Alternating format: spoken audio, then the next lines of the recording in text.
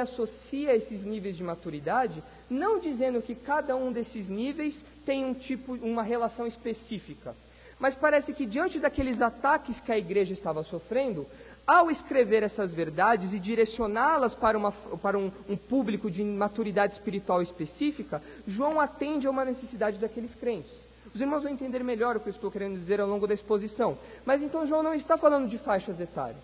João está se referindo a todos da igreja, e ele faz essa divisão de uma maneira didática a respeito do nível de maturidade espiritual daqueles crentes, dos crentes das igrejas da Ásia Menor. E essas verdades que João lista, elas podem ser especialmente úteis dependendo do nível de maturidade que alguém se encontra. Nós vamos ver isso especificamente. Por que será que João diz aos filhinhos que os pecados deles foram perdoados, sendo que os pecados de todos os níveis de maturidade espiritual foram perdoados? Por que será que João, ao se dirigir aos mais velhos na fé, aqueles que já têm um conhecimento maior da Escritura, por que será que ele fala que eles conhecem aquele que é desde o princípio? João tem um objetivo em mente. João não jogou palavras aleatórias aqui. Ele não fez expressões aleatórias aqui. Nós vamos estudar o porquê ele faz isso. Porque cada grupo ele lembra de determinada verdade e assim leva certeza de salvação para aqueles crentes. Ok. Passada essa introdução, vamos entrar propriamente dito na primeira certeza, que é o perdão dos pecados. Muito bem. João começa se referindo aos filhinhos, e como eu disse, os filhinhos aqui são aquelas pessoas que são recém-convertidas, provavelmente. Aquelas pessoas que se converteram há pouco tempo. Imaginem o cenário da nossa igreja, mas levem agora esse cenário para uma igreja do século I, ok? Para a igreja a qual João está escrevendo aqui, as igrejas para as quais João está escrevendo. Havia recém-convertidos ali, não havia? Sem dúvida. Até porque o evangelho era relativamente novo ainda. Nós estamos falando do primeiro século da era cristã. Então é muito provável, com toda certeza, havia pessoas ali que haviam se convertido há pouco tempo. Eles eram cristãos há pouco tempo. E João ele se dirige a essas pessoas chamando-os de filhinhos, se colocando como pai daquelas pessoas. Falando, olha, eu sou o pai espiritual de vocês que se converteram há pouco tempo, prestem atenção na verdade que eu vou falar para vocês. Agora, lembrem-se, vamos nos lembrar desse cenário, como eu disse, da igreja do século I. Vamos transportar as nossas mentes para o século I, para esse contexto especificamente da epístola de 1 João. Havia recém-convertidos ali, ok. Imagine que você é um recém-convertido. Imagine. Lembre-se lá dos primeiros meses da sua conversão e imagine que você está na igreja para a qual João está escrevendo aqui. Imaginaram? Ok? Não é para ninguém se imaginar criança, não, viu? É filhinhos, como eu disse, recém-convertidos, ok? Lembre-se que vocês são recém-convertidos na igreja para a qual João está escrevendo a sua epístola. Certo. Põe-se no lugar deles e imagine que você está lá, feliz por ter agora, por poder desfrutar de um relacionamento com Deus. Poxa, antes você estava perdido, você estava entregue a rituais pagãos, a uma vida pagã, e agora você desfruta de um real relacionamento com Deus. Você está entusiasmado por isso, não é verdade? Todos aqui já experimentaram esse entusiasmo, não? Agora imaginem que na primeira semana que você vai à igreja, a semana seguinte à sua conversão, chega uma pessoa no púlpito e fala assim, porque vocês na verdade não têm o conhecimento que eu tenho. Eu tenho um conhecimento superior e vocês não têm esse conhecimento, portanto vocês não são salvos de verdade. Vocês precisam chegar a este nível intelectual para entenderem melhor as verdades espirituais. Como você se sentiria? No mínimo, com medo, não? Peraí. Como assim? Até semana passada eu estava convicto do que era a mensagem do Evangelho, e agora esse homem vem e fala algo totalmente diferente. Eu estou confuso, eu estou com medo. Eu pelo menos ficaria assim. Quando você está convicto de uma coisa, você é recém-convertido e chega alguém e fala uma mensagem totalmente diferente daquela, dizendo que aquilo sim era verdade e não que você havia crido. Espera, existe um problema aí. Eu estou com medo, eu estou perdido, eu não sei mais o que é verdade. E essa dúvida provavelmente, ela entrou no coração daqueles crentes que eram recém-convertidos, entrou no coração dos filhinhos. Espera aí, o que esses homens estão falando é verdade? Ou é o que o apóstolo João está falando é verdade? Eu não estou entendendo, eu sou um salvo, eu não sou, eu estou em dúvida, estou com medo. E para isso João escreve especificamente que os pecados dos filhinhos foram perdoados. É uma certeza que João dá, a certeza do perdão dos pecados, que visa confortar o coração dos filhinhos, dos recém-convertidos. Mas é claro, essa verdade se aplica a todos os crentes. E ele volta então a essa verdade central, que é um pilar da fé cristã, que é acerca do perdão dos pecados, que é aquilo que reestabelece o nosso relacionamento com Deus. E João já havia falado disso, sobre o perdão dos pecados, no começo do capítulo 2. Vejam o que ele diz nos versículos 1 e 2 de 1 João 2. Meus filhinhos, eu vos escrevo estas coisas para que não pequeis. Mas se alguém pecar, temos um advogado junto ao Pai, Jesus Cristo justo. Ele é a propiciação pelos nossos pecados.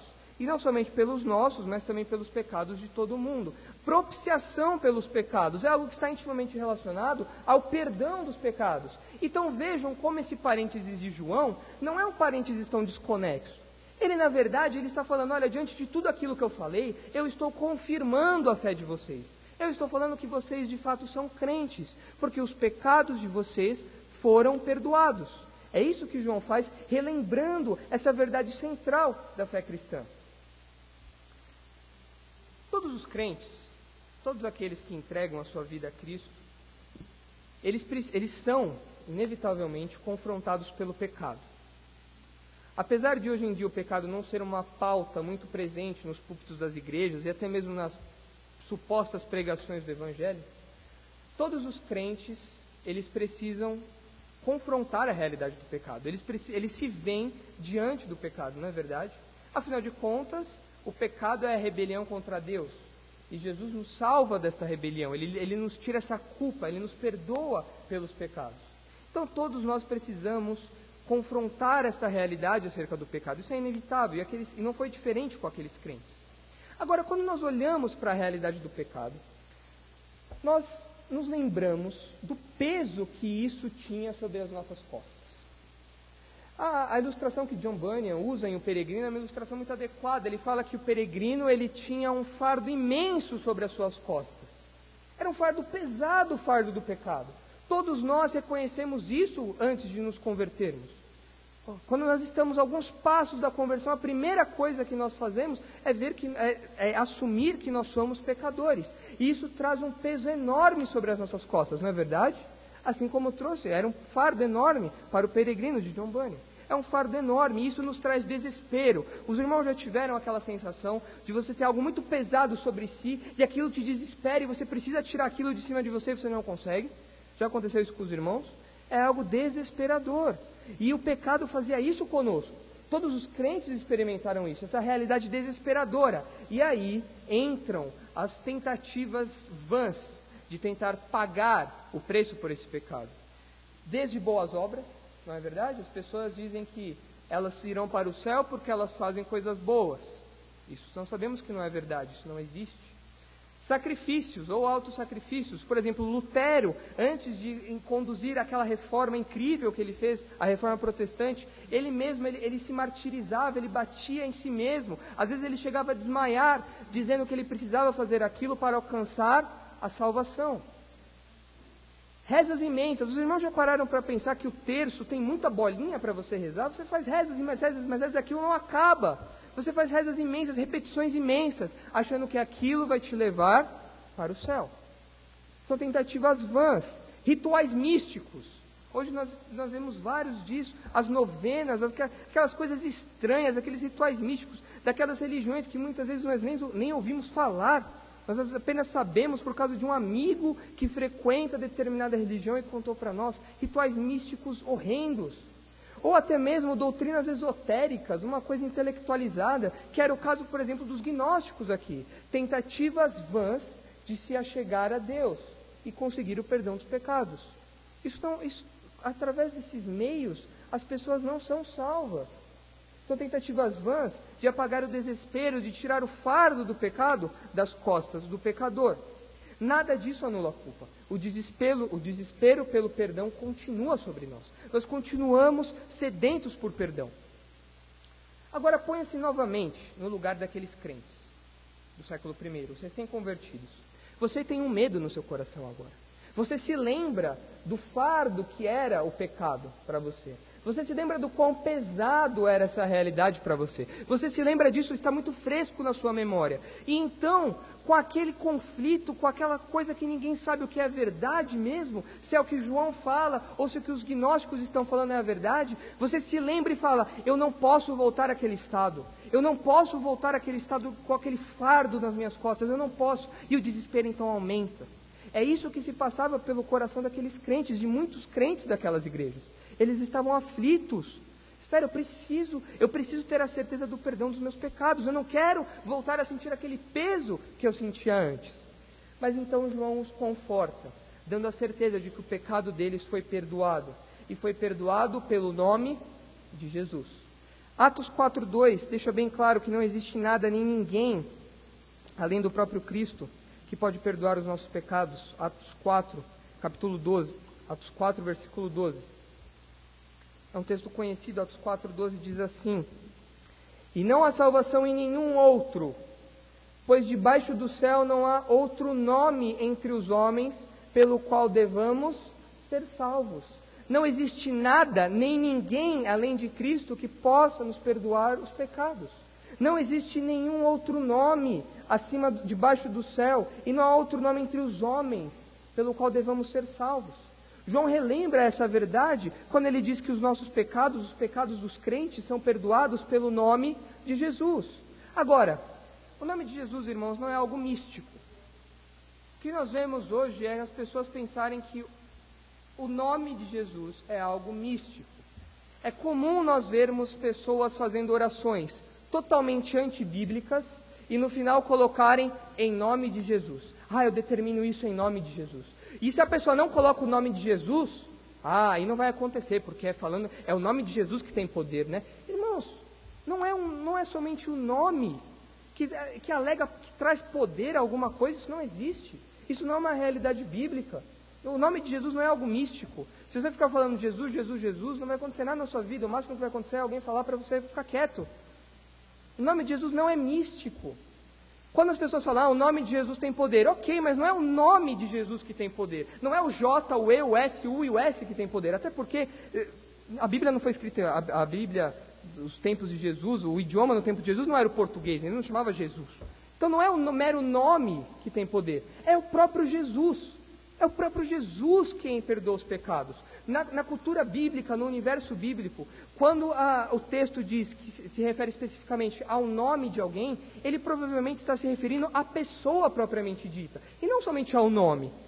Nós chamamos as pessoas pelo nome, mas quando nós lembramos do nome, nós associamos o nome a uma pessoa. Nos tempos bíblicos não era diferente. Quando João fala pelo nome de Jesus, ele está falando, vocês são perdoados por causa de Jesus. Não por causa do seu nome, não existe nada místico nisso. Aliás, é pelo nome de Jesus que nós sofremos perseguição. As pessoas pensam que só por falar o nome de Jesus vai existir aí algo místico, nada vai acontecer. Mentira! Porque Mateus, capítulo 10, abram lá rapidinho, Mateus, capítulo 10, deixa explícito que assim como pelo nome de Jesus, ou seja, pelo próprio Jesus, os nossos pecados são perdoados, pelo nome de Jesus, ou seja, pelo próprio Jesus, nós sofremos perseguição. Mateus 10, 22, Jesus diz claramente, e sereis odiados por todos, por causa do meu nome. Não significa que se uma pessoa chamar Jesus, hoje em dia ela vai ser odiada por todo mundo. Aqui se refere ao próprio Cristo. Por vocês serem os meus discípulos, vocês vão ser odiados por todos. Ou seja, o nome de Jesus não é nada místico. Quando João fala que os nossos pecados são perdoados pelo seu nome, graças ao seu nome, ele está dizendo que os nossos pecados são perdoados pela obra de Cristo, que nós já estudamos aqui anteriormente. Não é necessário mais nada e mais ninguém para que nós tenhamos o perdão dos nossos pecados. Isso é importante. Meu avô conta que alguns anos atrás ele estava na Fernão Dias, ele estava indo para uma cidade depois de Atibaia, não me lembro o nome, e eles estavam com mais 2 amigos, e de repente eles olharam assim na beira da estrada e viram um homem carregando uma cruz de madeira, uma cruz enorme de madeira, e na cruz tinha várias fotinhas de pessoas penduradas, várias fotinhas. E ele parou, eles passaram assim, viram aquele homem, eles pararam o carro, foram até o homem e falaram, olha, meu jovem, era um rapaz jovem, isso que você está fazendo não vai te levar a lugar nenhum. O máximo que vai te fazer é você já com uma dor nas costas complicada. Isso não vai te levar a lugar nenhum. Sabe por que isso não vai te levar a lugar nenhum? Porque Cristo já carregou a cruz que você está carregando aí. Você não precisa mais fazer isso. Você não precisa mais dessas obras, porque Cristo já fez o que precisava ser feito por você. Ele já carregou a cruz no seu lugar.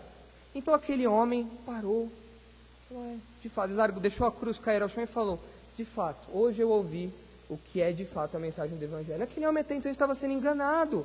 Ele pensou que ele precisava, e se não me engano ele estava indo de Franco da Rocha até Nazaré Paulista, é depois de Bragança, até Nazaré Paulista. Isso dá uma boa caminhada, com uma cruz nas costas. O ombro dele já estava todo ferido, meu avô conta. Só que o ombro dele já estava todo ferido. E aqueles homens junto com o meu avô falaram, olha, você não precisa disso. Jesus de Nazaré já fez isso por você. Você não precisa fazer isso novamente. Isso até é uma ofensa, falando que a obra de Cristo não é suficiente para você. Então aquele homem abandonou aquela cruz, tirou as fotos que estavam naquela cruz e quebrou aquela cruz em pedaços. Esta é a verdade do Evangelho, irmãos. Nós não precisamos de mais nada ou mais ninguém, porque nós temos a certeza do perdão por meio de Cristo e somente Cristo. Porque não há nenhum outro nome, não há mais ninguém que pode nos conceder este perdão e a certeza de ser perdoado. Isso comprova que as certezas provenientes da verdadeira fé trazem segurança ao cristão. É uma baita segurança isso, não? Saber que os nossos pecados são perdoados, saber que nós desfrutamos de um real relacionamento com Deus, isso é uma certeza incrível, não é verdade? E nós desfrutamos disso. Essa é a primeira certeza que João aponta aqui para aqueles crentes, a certeza do perdão dos pecados. João continua e agora ele passa para o que eu vou chamar aqui da segunda certeza que o cristão tem, que é a certeza acerca de conhecer a Deus, ou a certeza acerca do conhecimento de Deus. João agora ele se dirige ao segundo grupo. Se no primeiro momento ele se dirigiu aos filhinhos, aqueles que eram recém-convertidos, ele agora, no versículo 13, ele se dirige aos pais. Vejam o que diz o versículo 13. Pais, eu vos escrevo porque conheceis aquele que é desde o princípio. João se refere aos pais, que seriam aqueles que são mais maduros na fé, que já conhecem, têm um conhecimento mais profundo da Escritura, e que por isso já têm mais tempo de conversão, já são mais maduros espiritualmente falando. Agora, com a ameaça gnóstica, que ameaçava os recém-convertidos, aqueles que já eram mais letrados na fé, também se sentiam ameaçados, porque eles poderiam pensar assim, poxa, o que eu criei durante toda a minha vida, durante todo esse tempo, o que eu estudei, o que eu aprendi, isso não é verdade? Isso trazia insegurança para eles também, não é mesmo? Imagine, você estuda, você conhece as Escrituras, você já está há anos como um cristão e de repente chega alguém e fala que na verdade a salvação depende de algo totalmente diferente daquilo que você sabe. Isso traz insegurança. Então agora João se dirige a estes homens, a estes crentes, que já são convertidos há mais tempo, que já são mais maduros na fé, que estavam também inseguros, já que aquilo que eles sabiam, aquilo que eles criam, poderia não ser verdade, ou no mínimo havia mudado, porque os homens estão falando algo diferente. Então, opa, precisamos estar atentos a isso. Então João agora se dirige a estes homens. E João diz que os pais conhecem aquele que é desde o princípio. Essa expressão, desde aquele que é desde o princípio, eu creio que João esteja se referindo ao próprio Deus, ao Deus que é imutável. Quando João fala aquele que é desde o princípio, provavelmente ele quer levar aos seus leitores, ele quer levar à mente dos seus leitores a ideia do Deus imutável, a ideia do Deus que não muda desde o princípio, aquele que é desde o princípio. Ele não tornou-se, ele não mudou, ele é desde o princípio. É o Deus que não muda. Isso é um conceito, esse é um atributo de Deus que é familiar para nós, o Deus imutável, ele não muda. Tiago 1,17 deixa isso bem claro. Tiago 1,17 fala acerca da imutabilidade de Deus. Tiago 1, o versículo 17.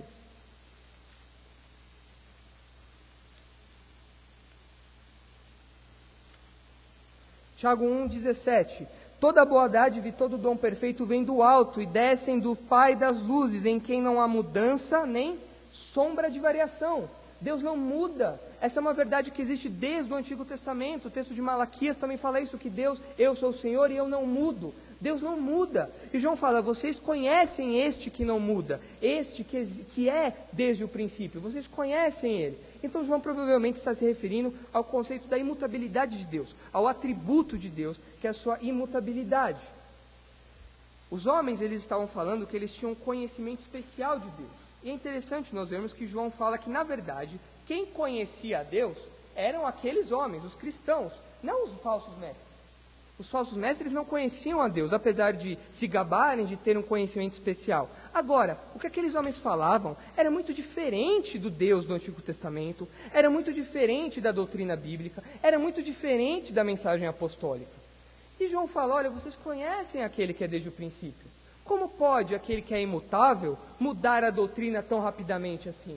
Isso não pode acontecer, não é assim que funciona. Vocês o conhecem verdadeiramente, e não aqueles homens. Por isso o que aqueles homens estão falando é mentira.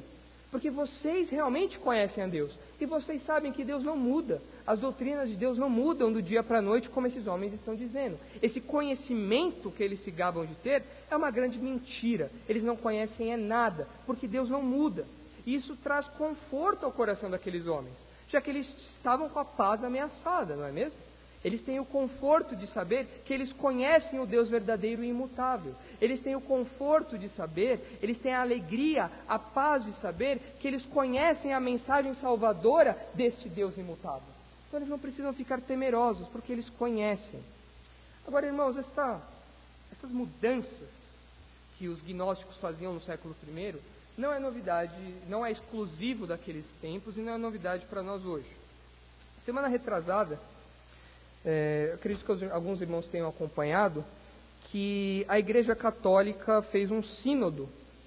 O sínodo é uma reunião com os principais líderes da Igreja, para rever a questão dos homossexuais e a questão do exercício, do trabalho na Igreja dos divorciados. Porque até então, os homossexuais não podem trabalhar na Igreja Católica, a Igreja Católica se posiciona contra isso, e os divorciados não podiam exercer nenhum tipo de ministério na Igreja.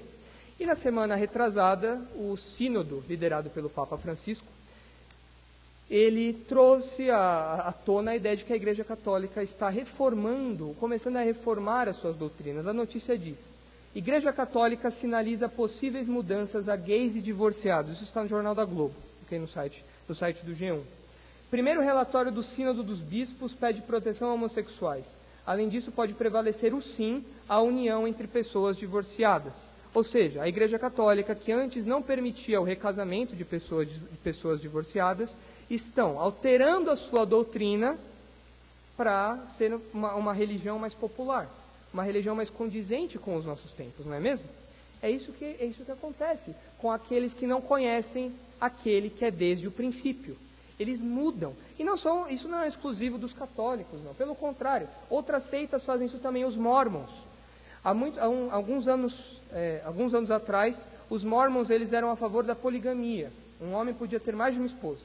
Só que por causa de alguns problemas que eles tiveram nos Estados Unidos, eles mudaram a doutrina deles. Agora não é mais permitida a poligamia. Conveniente isso, não muda a hora que quer, assim. Eles mudaram. Os testemunhas de Jeová já mudaram não sei quantas vezes a data que Jesus voltaria. Muda como uma coisa volátil, muda. Hoje é assim, amanhã não é mais. E é interessante observar que nestes casos, tanto da Igreja Católica, quanto dos mormons, quanto dos testemunhas de Jeová, e tantos outros que nós poderíamos citar aqui, sempre tem uma liderança que tem um conhecimento sobrenatural e traz uma nova revelação ao povo de Deus. Não é verdade? É o que o Papa Francisco faz. Ele é a autoridade de Deus na Terra e ele é infalível. Até mais infalível que a Escritura, podemos dizer assim, já que ele muda e desmuda de acordo com a vontade dele, não é mesmo? Isso não é exclusivo daqueles do século I, irmão. Nós vivemos isso hoje. Mas isso não deve nos ameaçar. Porque nós conhecemos o Deus que é imutável. O conhecimento de Deus, a certeza de que nós conhecemos o Deus que é imutável, está do nosso lado. Eles são inseguros. Porque ao passo de que nós temos a certeza que Deus é o alfa e o ômega, Jesus é o alfa e o ômega, e o que ele falou aqui, ele vai cumprir lá na frente, aqueles homens não têm certeza de nada. Eles não têm certeza de nada. Peraí, pode ser que este Deus me prometa algo hoje e daqui 2 dias ele mude de ideia, porque ele não é imutável. Isso acontece também numa teologia não tão nova, mas que tem ganhado muito espaço nos púlpitos, que é a teologia do processo, a ideia de que Deus se transforma junto com as pessoas, junto com a humanidade. Irmãos, isso não existe. Nós conhecemos aquele que é imutável, nós conhecemos aquele que é desde o princípio. Nós temos essa certeza de que nós o conhecemos e nós podemos ficar descansados, porque o verdadeiro conhecimento de Deus nos traz essa certeza. E João já havia falado disso alguns versículos atrás. Vejam o que ele diz no versículo 3 do 2º capítulo. E sabemos que o conhecemos se guardamos os seus mandamentos. Aquele que diz eu o conheço e não guarda os seus mandamentos é mentiroso, e a verdade não está nele. Mas todo que guarda a sua palavra, nele o amor de Deus de fato está aperfeiçoado. E assim sabemos que estamos nele. Quem afirma estar nele deve andar como ele andou. O verdadeiro conhecimento de Deus produz uma vida condizente com a certeza de Deus ser imutável. Produz uma vida de obediência a esse Deus imutável. É isso que o verdadeiro conhecimento faz. O verdadeiro conhecimento, ele não traz inseguranças, ele não traz incertezas ao povo de Deus. É justamente o contrário. E João então conforta o coração daqueles homens, e conforta o nosso também, dizendo, olha, vocês conhecem aquele que é desde o princípio. Vocês conhecem o Deus que é imutável. E vocês podem estar descansados, porque ele não muda. A sua palavra não muda. Ele é o alfa e o ômega, o primeiro e o último, e ele é desde o princípio, e assim será para todos sempre. Amém. E é isso que João está querendo falar àqueles crentes. Nada daquele novo conhecimento. Nada disso. Nada disso. Essas novidades que nós vemos por aí, não tem nada de... Não tem nada de Bíblia. Não tem nada de... Nosso Deus, ele não é um Deus de novidades. Ele é o Deus das boas novas. Mas ele não é o Deus de novidades, de modinhas. Ele não é o Deus que muda a sua forma de culto a cada domingo. Ele não é o Deus que muda a forma de adoração, que o agrada a cada época. Não, ele é o mesmo Deus, ele não muda. E isso deve encher o nosso coração de certeza. E nós devemos descansar nisso, assim como aqueles crentes deveriam também. As certezas provenientes da verdadeira fé trazem segurança ao cristão. Aqueles homens, aqueles crentes estavam se sentindo mais seguros agora, porque eles sabiam que os seus pecados haviam sido perdoados pelo nome de Jesus. E eles sabiam que eles realmente conheciam o Deus verdadeiro, não esse Deus inventado pelos falsos mestres. E por fim, nós chegamos ao terceiro grupo ao qual João se refere. Isso está no versículo 13, no final do versículo 13, na segunda metade do versículo 13. Ele fala assim, jovens, eu vos escrevo porque vencestes o maligno. São jovens. E a terceira certeza que todo cristão tem é a da vitória sobre o maligno. A primeira certeza é o perdão dos pecados. A nossa segunda certeza é que nós conhecemos o Deus verdadeiro, o conhecimento de Deus. E a terceira certeza listada por João é a vitória sobre o maligno. E ele relaciona essa certeza aos jovens. Os jovens, como eu disse, são aqueles que estão entre os filhinhos, os recém-convertidos, e aqueles que já são mais letrados na fé, aqueles que já têm mais tempo de conversão. Os jovens ali estão no meio, que é uma figura familiar a nós. Nós temos as crianças, os mais velhos e os jovens. João se apropria disso e, metaforicamente, ele diz que são aqueles que já têm um conhecimento maior da Escritura, porque eles não são tão recém-convertidos assim, mas eles não têm tanto conhecimento ainda quanto os mais velhos na fé tinham. Então agora João se dirige a estes jovens. E é interessante nós observarmos que estes jovens, eles lutam para moldar a sua vida aos padrões de Deus. Os cristãos que já não são mais recém-convertidos, na verdade todos os cristãos, sejam recém-convertidos ou não, eles lutam para moldar a sua vida aos padrões de Deus. Eles lutam para saber qual é a vontade de Deus para as suas vidas. Eles lutam para isso, eles buscam isso com todo vigor, com toda força. Eles buscam isso com todo o ânimo que eles podem ter. Eles buscam a santidade, eles buscam a verdade, eles buscam viver uma vida que agrade a Deus, porque as verdades cristãs já estão sedimentadas na mente deles. Eles já sabem como eles devem viver. Eles já têm um alimento espiritual um pouco mais sólido. Eles não se alimentam mais só do leite espiritual. Eles já conseguem comer ali uma carninha, um franguinho desfiado. Eles já têm os dentes um pouco mais preparados para esse tipo de alimento. E por conta disso, eles buscam viver uma vida que agrade a Deus nos mínimos detalhes. Eles lutam para isso. Eles lutam contra o pecado. Eles se esforçam para saber qual é a vontade de Deus. E estes ataques que essa doutrina estava recebendo poderia, bem como fez com os outros grupos, desmotivá-los. Porque assim eles poderiam falar assim: poxa, eu lutei tanto, eu estou lutando tanto, eu estou me esforçando tanto, eu estou estudando tanto, eu estou querendo tanto servir a Deus, e agora esses homens estão falando que eu estou fazendo tudo errado.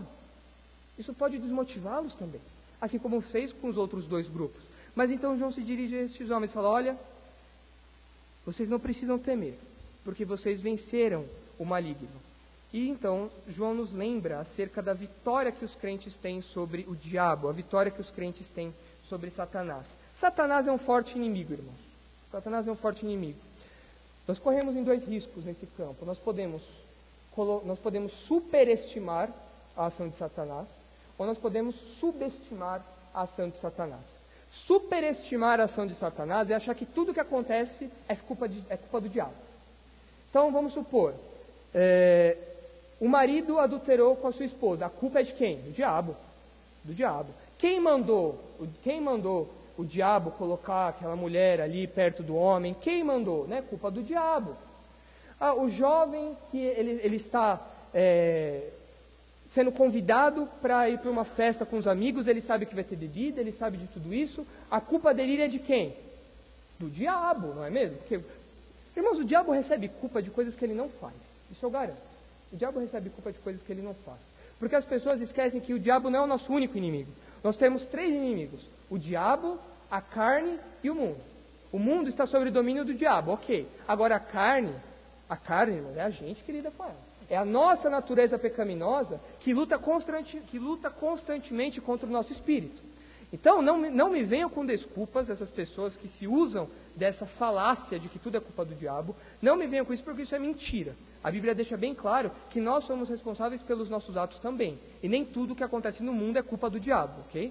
Isso é um ponto importante. Agora, nós podemos também subestimar a ação do diabo. Dizer que ele não é poderoso o suficiente, de que ele não pode nos tentar e de que ele não faz nada disso. Isso que está na Bíblia, na verdade, é um exagero, que ele não faz nada assim. Aquela tentação de Jesus, na verdade, não foi uma tentação assim, que se diga, né? E esse é um outro perigo que nós corremos também, subestimar a ação de Satanás. Eu gosto de pensar no diabo como um jogador de xadrez muito habilidoso. O diabo é alguém, irmãos, ele é um ser que ele sabe onde colocar as peças do tabuleiro. Ele é muito inteligente. Eu diria que ele é mais inteligente do que muito crente. Muito. Em primeiro lugar, porque ele conhece mais a Bíblia do que muito crente. Eu diria que até ele conhece mais a Bíblia do que os crentes, afinal ele viu a Bíblia sendo escrita. Ele conhece cada detalhe da Escritura. Não é à toa que ele usou a Escritura contra o próprio Jesus. Ele conhece, ele é astuto, ele é sagaz, ele é inteligentíssimo. Ele é aquele jogador de xadrez que pensa onde colocar a peça. Ele faz um movimento leve, mas que deixa todo o jogo travado. Eu gosto de pensar no diabo como um estrategista. Ele é assim. Nós não podemos subestimá-lo. Nós não podemos. Ele é poderoso. Ele é um forte inimigo. Ele é um estrategista. Existe uma história, conta-se uma história de uma senhora na igreja, uma senhora já idosa, que ela sempre elogiava todo mundo. Ela sempre fazia elogios a todo mundo. Era incrível. Qualquer pessoa que você perguntava para ela, ela fazia um elogio. E o irmão fulano? Não, o irmão fulano, olha, aquele irmão tem um jeito doce de falar.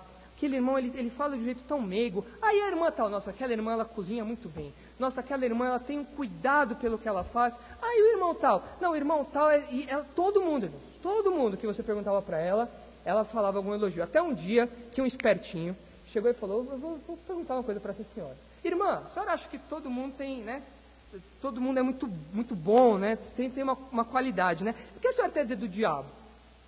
Aí a senhora ficou pensando assim: olha, gente boa ele não é, mas que ele é trabalhador, ele é, viu?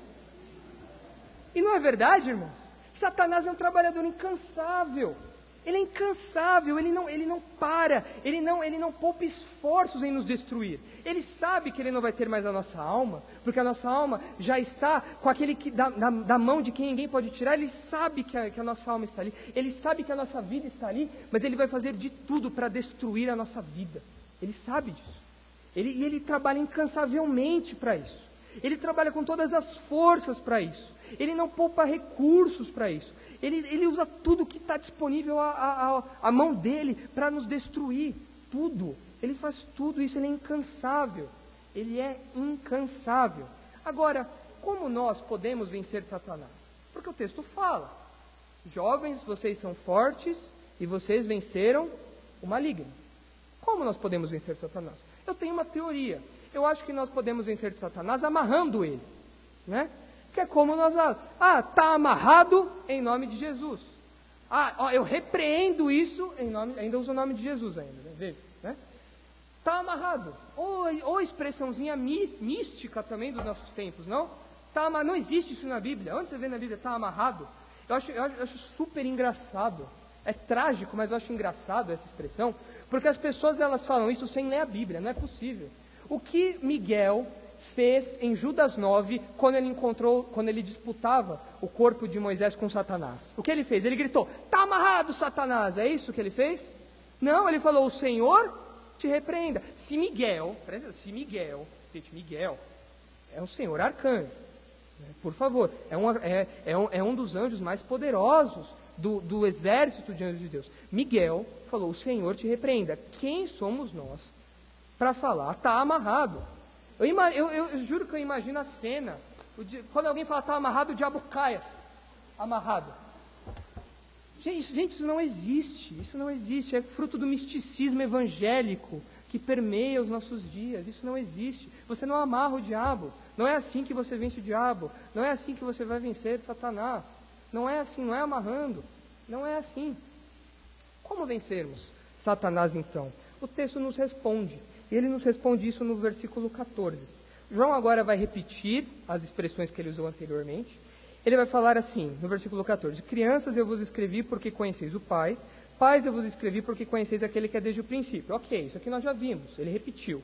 Agora vejam o que ele diz: jovens, eu vos escrevi porque sois fortes e a palavra de Deus permanece em vós, e vocês venceram o maligno. Talvez aqui a construção do português não ressalte muito a consequência que João está querendo demonstrar, mas a vitória sobre Satanás, ela vem pelos jovens permanecerem na palavra, ela vem pelos crentes permanecerem na palavra, estarem firmes na palavra, pois a palavra de Deus permanece em vocês. Isso é um exemplo claro. Como nós vencemos Satanás? Estando firmes na palavra. Quem venceu Satanás estando firme na palavra? O próprio Jesus. Quando Satanás usou da própria Escritura para tentar colocá-lo numa situação que ele disse: está escrito, está escrito e está escrito, firme na palavra. É assim, e ele venceu Satanás. Satanás foi embora. É assim que nós vencemos Satanás. Não é falando está amarrado, não é fazendo coisa mística, não é nada disso. É permanecendo firme na palavra, porque é da palavra que vem a nossa força. É da palavra que vem o vigor que nos dá elementos para resistir ao diabo. É da palavra de Deus. É aqui que está o nosso alimento, o que nos faz forte para resistirmos ao diabo. Nós precisamos estar firmes na palavra.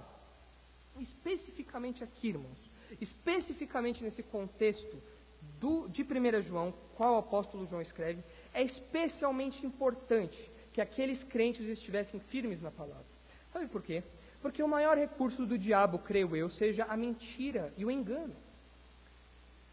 O diabo é o pai da mentira, então ele usa deste recurso, da mentira e do engano, para levar o máximo de pessoas possíveis para a perdição eterna, para que as pessoas continuem perdidos eternamente. O erro e o engano, e é isso que aqueles gnósticos estavam fazendo. Eles estavam sendo instrumentos de Satanás para levarem essa mentira e esse engano àqueles crentes, e assim acabar com a alegria de salvação, com a certeza de salvação, bem como com a esperança que aqueles homens tinham. 1 Timóteo 4, de 1 a 3, mostra para nós que a mentira e o engano é uma ferramenta poderosa de Satanás. E nós precisamos estar atentos a isso, nós precisamos estar firmes na palavra, para que nós não caiamos nesse erro. É assim que nós vamos estar firmes e vencer o maligno, estando na palavra, sabendo o que é verdade e o que é mentira. 1 Timóteo 4, os versos de 1 a 3, o Espírito afirma expressamente que nos últimos tempos alguns se desviarão da fé e darão ouvidos a espíritos enganadores e doutrinas de demônios, mentiras que seriam colocadas, que seriam propostas às pessoas, que nasceriam até mesmo dentro das igrejas, sob a influência de hipocrisia de homens mentirosos, que têm a consciência insensível. Eles proíbem o casamento e ordenam a abstinência de alimentos que Deus criou para serem recebidos com ações de graças pelos que são fiéis e conhecem bem a verdade. O diabo usa dessa estratégia, irmãos. Ele usa a mentira, ele usa o engano, e nós vamos vencer o maligno, nós vamos vencer especificamente o ensino maligno, o ensino doutrinário maligno, estando firmes na palavra. É assim, e é assim que os jovens vencem o maligno.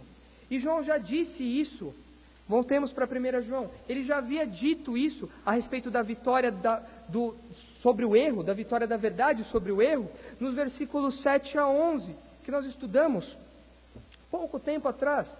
Amados, não vos escrevo um mandamento novo, mas antigo, que tendes desde o princípio.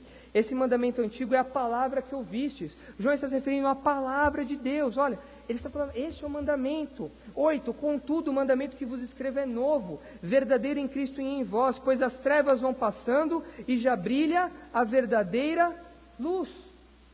Vamos ler até o verso 9 só.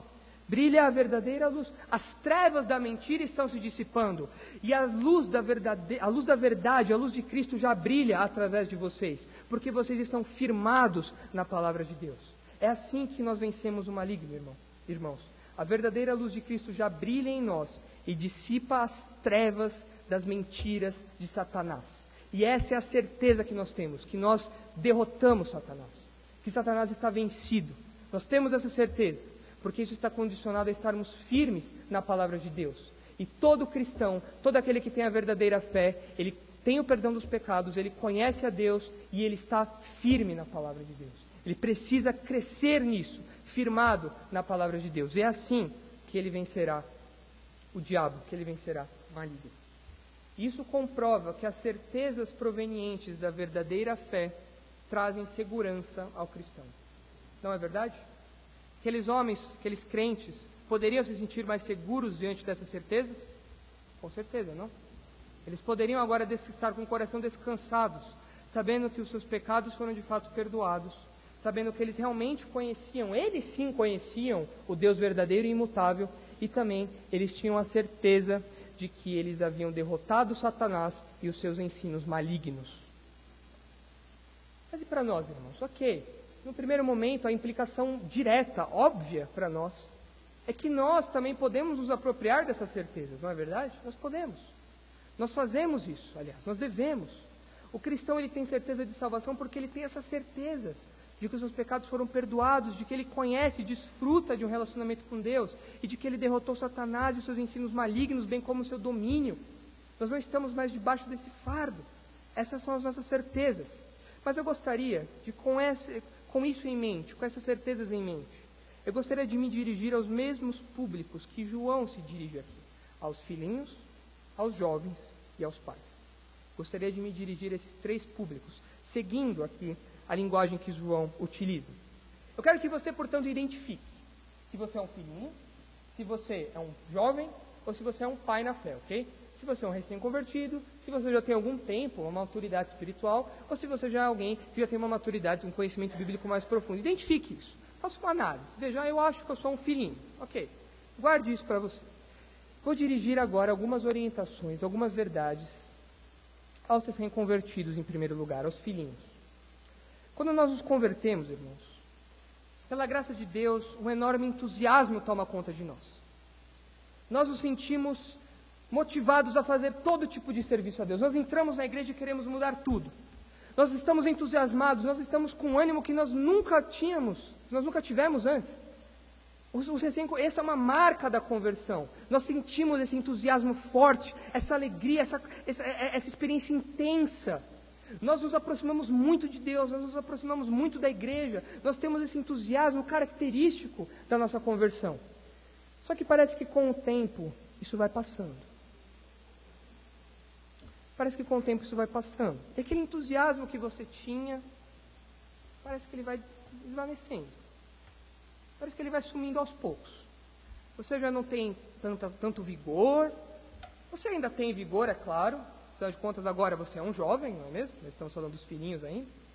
Mas parece que aquele entusiasmo todo, que parecia não ter fim, que parecia que você explodir de entusiasmo, parecia que aquilo estava passando. E muitas pessoas, então, quando se deparam com isso, parece que elas caem numa depressão espiritual. Eu acho que eu nunca fui salvo, porque aquela alegria que eu tinha, eu não tenho mais. Eu acho que, na verdade, eu tenho vivido uma vida que não agrada a Deus.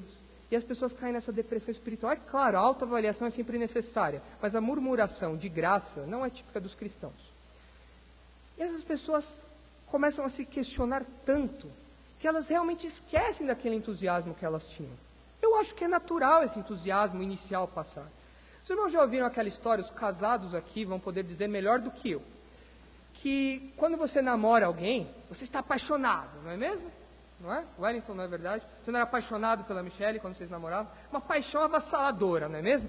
Não consegue ficar um dia sem falar com a pessoa. É uma paixão intensa, avassaladora. E depois, com o passar do tempo, essa paixão ela vai tomando uma outra forma, não é verdade, meu? Aquela paixão tão avassaladora começa agora a ser um amor enraizado, que não se expressa mais com toda aquela intensidade de antes, mas agora tem novas formas, novos modos de expressão, não é verdade? Os casados que estão aqui, estou falando alguma mentira? Não, verdade, não é mesmo? João Ivo que está namorando agora, é verdade, não é? A paixão intensa, não é, João? Intensa, pois é. Isso é verdade, é uma realidade nossa essa. E eu creio que com a vida cristã não seja tão diferente. Porque nós temos, num primeiro momento, esse entusiasmo, mas depois a nossa fé ela começa a tomar caráter mais enraizado, começa a tomar expressões mais firmes.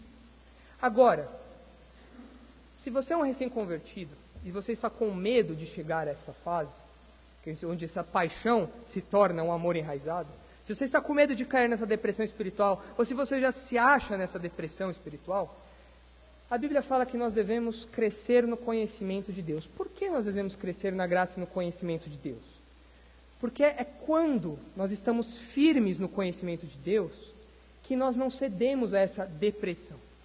É quando nós estamos firmes no conhecimento de Deus que nós convertemos, que nós canalizamos todo aquele entusiasmo que nós tínhamos em ações práticas que continuam nos acompanhando para o resto da nossa vida cristã.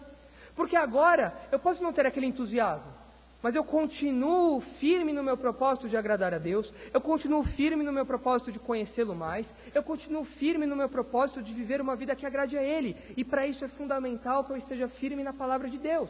A paixão pode acabar, mas o amor vai continuar, ele precisa continuar, e esse amor ele é enraizado, ele precisa estar firmado na palavra de Deus, e é por isso que o apóstolo Pedro fala no final da sua primeira epístola: cresçam no conhecimento e na graça do Senhor Jesus.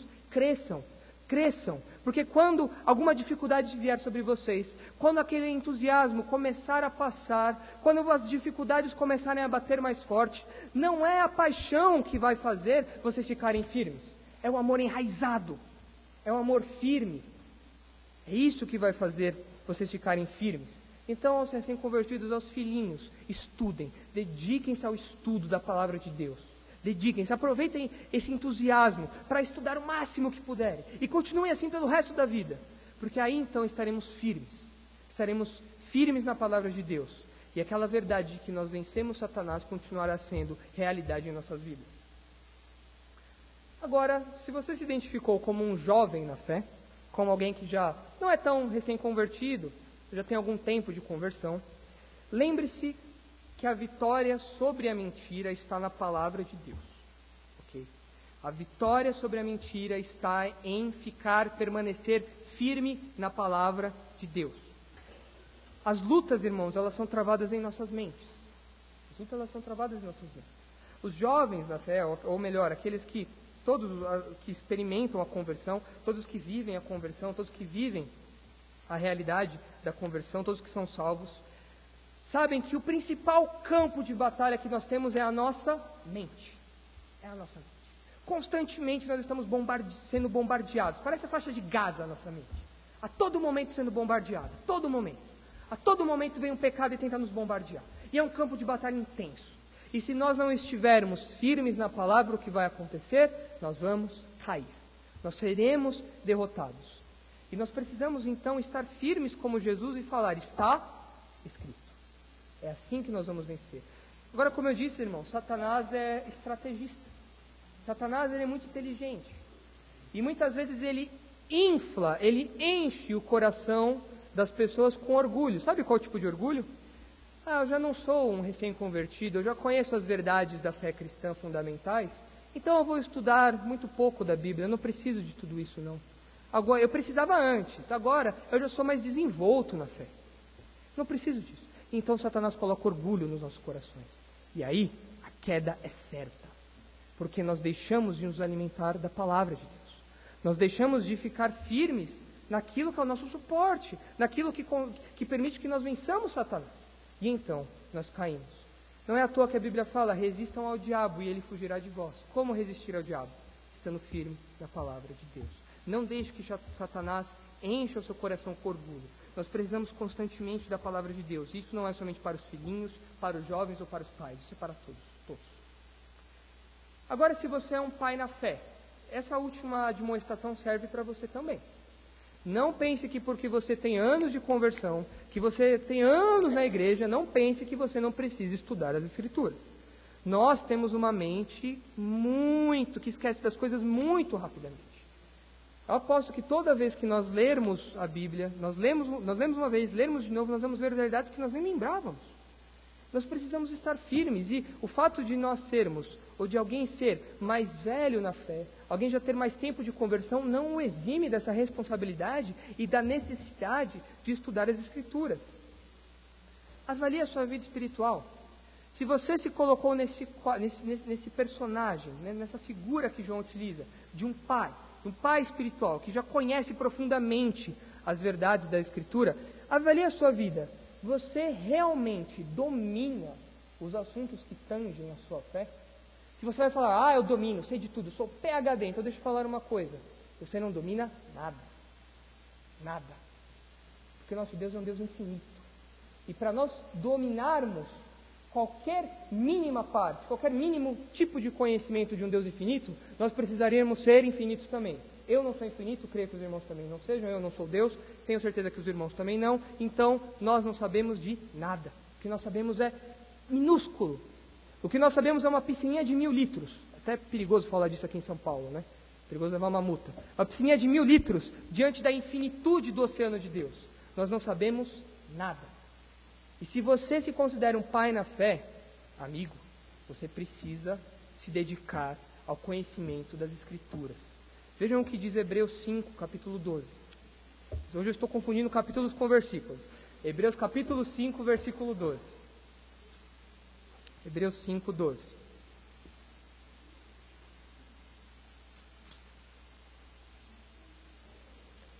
Hebreus capítulo 5, versículo 12.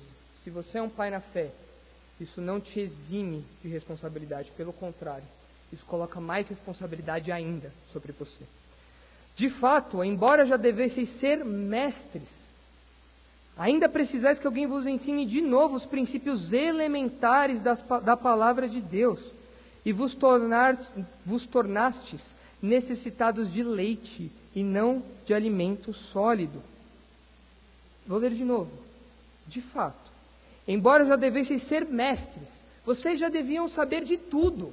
Você já tem anos de conversão, você já tem anos estudando as Escrituras, você já tem anos conhecendo as verdades do Evangelho. Vocês deviam ser mestres e vocês ainda precisam que alguém vos ensine de novo os princípios elementares da palavra de Deus. E vos tornaste necessitados de leite, não de alimento sólido. Vocês deveriam poder comer uma feijoada, mas não conseguem, precisam de leitinho ainda. Isso não pode acontecer. Isso não pode acontecer. Pesa sobre todos os crentes, em especial aqueles que já têm mais tempo na fé, a responsabilidade de estudar as Escrituras com todo afinco, o mesmo afinco que um jovem tem e o mesmo afinco que o filhinho tem. Porque é somente enraizadas nessas verdades que a verdadeira fé vai crescer. E a verdadeira fé, como nós defendemos ao longo de toda essa exposição, ela nos dá a certeza, essas certezas, elas nos trazem a segurança da salvação. As certezas provenientes da verdadeira fé trazem segurança ao cristão. Que isso encha os nossos corações de segurança, de confiança em Deus, que nós lembremos do perdão dos pecados, do conhecimento que nós temos do verdadeiro Deus, do verdadeiro conhecimento, e que nós possamos nos lembrar que precisamos estar firmes na palavra para vencermos Satanás. Vamos orar? Santo Deus, obrigado porque o Senhor nos dá muitas certezas. Enquanto o mundo perece, Pai, por só ter a triste certeza de que um dia irá morrer, o Senhor nem essa certeza nos dá, pelo contrário, o Senhor nos dá a certeza da vida. E obrigado porque através dessa certeza, Pai, a certeza de que o Senhor nos salvou, que o Senhor perdoou os nossos pecados, que nós conhecemos o Senhor e desfrutamos de um relacionamento legítimo com o Senhor, e a certeza de que nós vencemos Satanás. Obrigado, Pai, porque nós podemos andar firmes na Sua palavra. Obrigado porque nós podemos desfrutar de uma paz que o mundo não entende. Obrigado porque nós podemos desfrutar de uma segurança que o mundo não entende, Pai. Obrigado por essas verdades. Obrigado porque o Senhor moveu o apóstolo João a escrever essas verdades a homens, a crentes do primeiro século. E essas verdades, Pai, ainda falam aos nossos corações. É claro, porque o Senhor é um Deus imutável e a Sua palavra dura para sempre. Ajuda-nos, por favor, Pai. Firma-nos na Tua palavra, pois sabemos que só assim poderemos resistir firmes e vencer as ciladas de Satanás. É isso que te pedimos, agradecidos, muito agradecidos, pelas certezas que o Senhor nos dá. Em nome de Jesus. Amém.